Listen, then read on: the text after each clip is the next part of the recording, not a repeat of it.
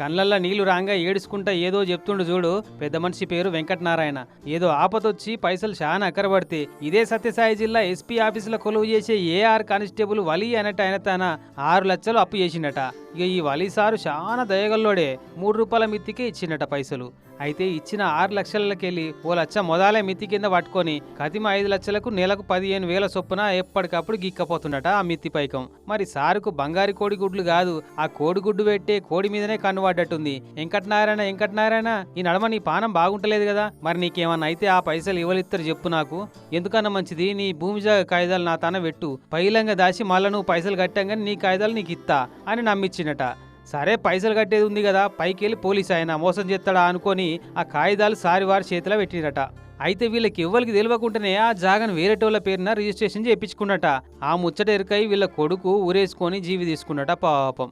నా సొమ్ము నాకు ఇష్టం, నీ సొమ్ము నీకు ఇస్తానని రాసిస్తా అని చెప్పి రాయించుకున్నాడు హైకోర్టు. 7 నెలలు అవుతుంది.